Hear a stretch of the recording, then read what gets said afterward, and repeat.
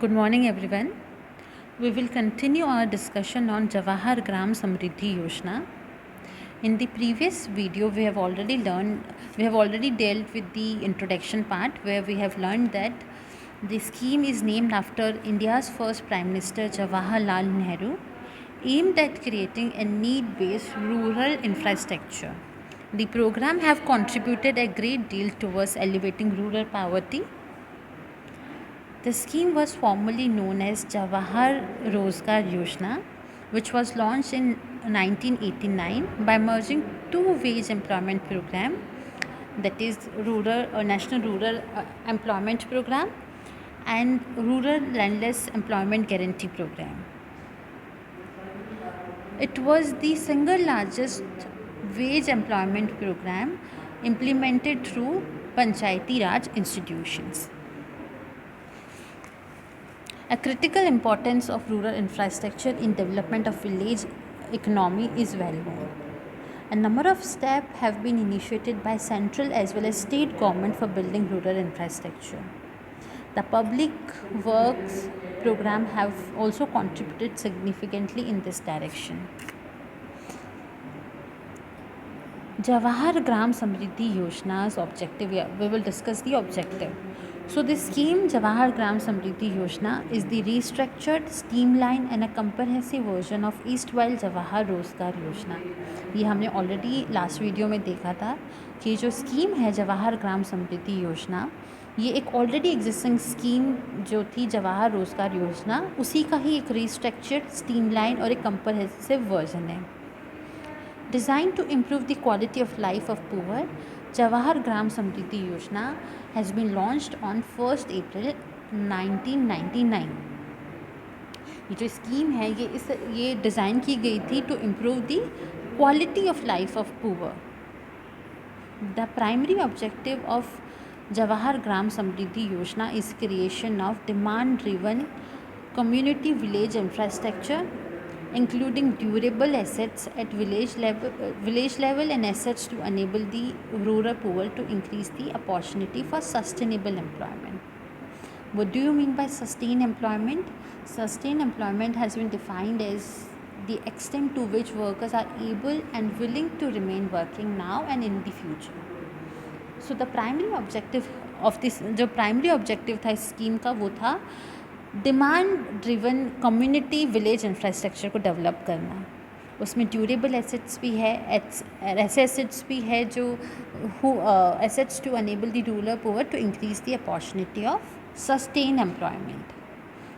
The secondary objective is the generation of supplementary employment for the unemployed poor in rural area.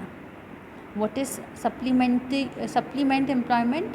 Supplement employment is any other employment for the compensation in addition to the employee's regular employment with the.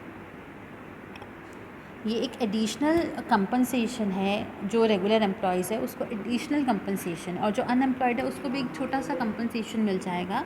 So the secondary objective is the generation of supplementary employment for the unemployed poor in rural area. The wage employment under the program have been given to below poverty line families. Wage employment क्या है? Wage employment can be defined as a mutual agreement between two parties in which employee agrees to work for the employer under some specific terms and condition.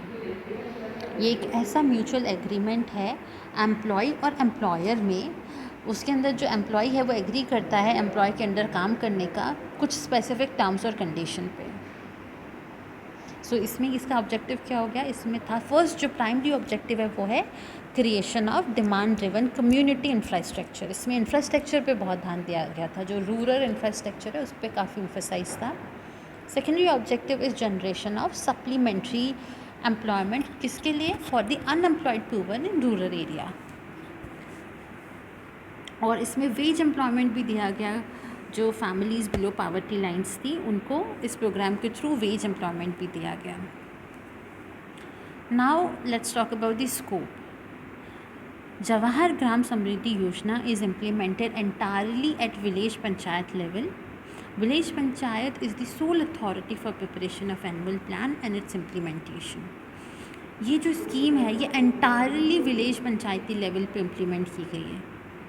जो village panchayat है वो ही wholesale authority है plans को prepare करने में और उसके प्रॉपर इम्प्लीमेंटेशन के लिए। सो इसमें जो विलेज पंचायत है उसका जो रोल है वो बहुत इम्पॉर्टेंट है, as it is the whole sole authority for preparation of annual plans and its implementations. Now let's talk about the funding. The program will be implemented as centrally sponsored scheme on the cost sharing basis between center and state in the ratio of 75:25 respectively. इसके अंदर जो cost है वो centre state दोनों bear करेंगे in the ratio of 75:25 respectively. Centre का share होगा 75, state का शेयर होगा 25। Strategy, the programme is being implemented by village panchayat with the approval of Gram Sabha. ये हमने लास्ट लेक्चर में भी देखा था, जो भी इसका होलसेल अथॉरिटी है वो विलेज पंचायत होंगी, लेकिन वो किसका अप्रूवल लेंगी? ग्राम सभा का अप्रूवल लेंगी। नो अदर एडमिनिस्ट्रेटिव और technical approval will be required. कोई इसके अलावा administrative and technical approval required नहीं है।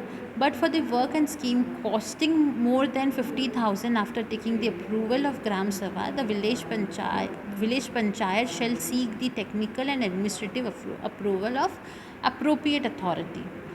नॉर्मली ये एडमिनिस्ट्रेटिव और टेक्निकल अप्रूवल नहीं चाहिए, लेकिन जो प्रोजेक्ट है, जो भी वर्क है, अगर उसका कॉस्ट 50,000 से ज़्यादा है तो उसको ग्राम सभा की अप्रूवल तो लेनी ही पड़ेगी, साथ साथ उसको किसी टेक्निकली एडमिनिस्ट्रेटिव अप्रूवल जो भी अप्रोप्रिएट अथॉरिटी है उससे लेना पड़ेगा। सो बिलो 50,000 होगा कॉस्ट तो उसको किसी एडमिनिस्ट्रेटिव और टेक्निकल अप्रूवल की ज़रूरत नहीं है। But in case of project costing more than 50,000 तो विलेज पंचायत को has to seek technical and administrative approval of appropriate authorities. Panchayat में spend up to 50% of allocation on maintenance of assets created under the program within its geographical boundary। जो पंचायत है वो 50% जो है 50% जो भी एलोकेशन है उसका मेंटेनेंस पे खर्च कर सकती है, लेकिन वो विद इन जोग्राफिकल बाउंड्री होना चाहिए।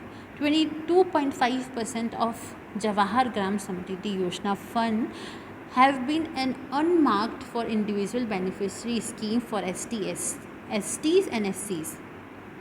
3% of annual allocation would be utilized for creation of barrier-free infrastructure for disabled।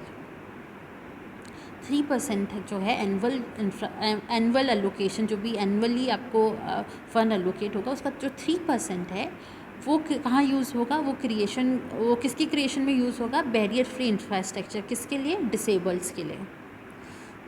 The funds to the village panchayat will be allocated on the basis of population. The upper ceiling of 10,000 population has been removed. How to seek assistance? The village pradhan, village member, block development officers, district collector और district rural development agency may be contracted। अगर किससे आप help ले सकते हो? आप ले सकते हो विलेज प्रधान से, पंचायत मेंबर से, ब्लॉक डेवलपमेंट ऑफिसर से, डिस्ट्रिक्ट कलेक्टर से, डिस्ट्रिक्ट रूरल डेवलपमेंट एजेंसीज को आप कांटेक्ट कर सकते हो इन case of any assistant. So that's all for today. We will talk more about this scheme in upcoming video. Thank you.